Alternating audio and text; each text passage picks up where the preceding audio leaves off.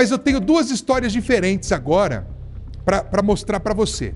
Até parecem repetir a mesma tragédia. Vamos lá, são duas crianças mortas. O Enzo, de 58 dias, e esse que você está vendo, que é o Heitor, de 2 anos de idade. Na imagem que você vê agora, a mãe do Heitor e o padrasto do Heitor. O que essas duas histórias têm em comum? É o seguinte: a suspeita de maus tratos que caiu sobre mães e sobre padrastos. E a pergunta é: o que está por trás dessas mortes que abalaram duas famílias e levantaram a mesma pergunta? Foi uma doença que terminou na morte dessas crianças? Ou realmente foi violência? Porque no caso do menino Enzo, a mãe foi presa suspeita de maus tratos, o menino morreu, ela não foi no velório do filho, essa mãe que você vê guardando as latas de leite, e depois dela ter sido condenada erroneamente, a justiça descobriu que a mãe era inocente, que realmente uma doença acabou culminando na morte do menino. E na história do Heitor, que é o menininho de 2 anos, esse que você está vendo na imagem, a mãe gravou um vídeo mandando para a avó dizendo: olha, ele tem uma doença que provoca esses hematomas no rosto. O menino foi levado para o hospital com essas marcas. O médico chamou a polícia, falou: esse menino está sendo maltratado em casa. Aí o menino morreu. A mãe está presa. O padrasto também está preso. E a pergunta que fica é: foi uma doença ou foi maus tratos? Entenda essa reportagem que a gente preparou. Sabrina e Diogo, mãe e padrasto de Heitor. Ambos estão presos há 4 dias acusados de maus tratos com o resultado morte. Sabrina e Diogo, mãe e padrasto. Seriam eles capazes de matar uma criança? Pergunta semelhante foi feita num caso que virou notícia recentemente em Fazenda Rio Grande. A prisão de Franciele, mãe do Enzo, uma criança de 58 dias de vida. O advogado dela contou para o Balanço Geral que a criança passou mal e foi levada para o médico pela mãe. Já internado, Enzo acabou morrendo e a mãe é acusada de maus tratos a partir de uma suspeita. Num dia extremamente frio, a criança chegou sem roupas no médico. O fato em si da criança estar com poucas roupas se justifica quando a mãe acordou e viu a criança naquela situação desfalecida, né? A tia veio, despiram a criança na tentativa de aplicar os primeiros socorros, né?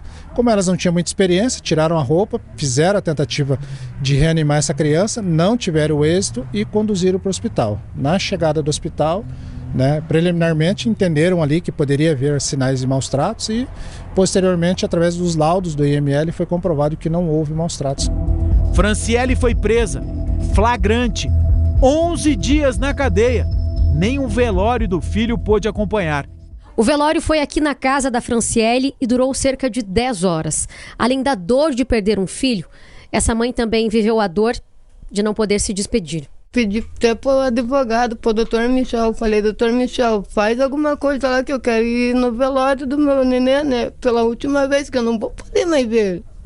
Ele fez de tudo com o doutor Fábio, com os outros advogados, não conseguiram. Eu tive que ficar lá fechado sem poder ver ele.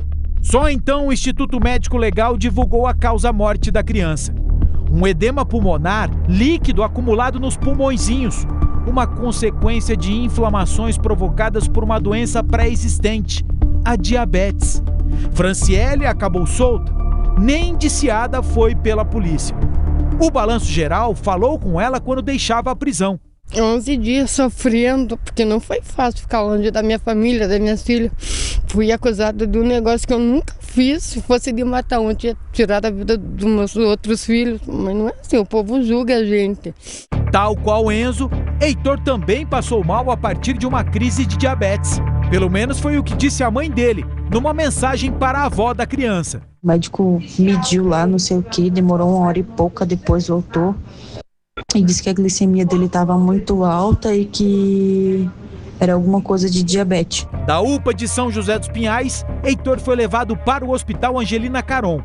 O mesmo hospital que atendeu o recém-nascido Enzo. Foi o hospital que levantou a suspeita da causa da morte dos dois. No caso de Heitor, politraumatismo, ação contundente. Essas fotos da criança foram tiradas quando ela já estava internada.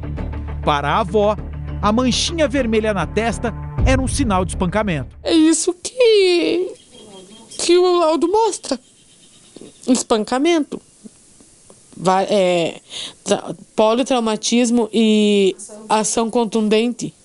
Gente, o que mais você vai pensar? Uma criança cair da cama não vai fazer o que fez com ele.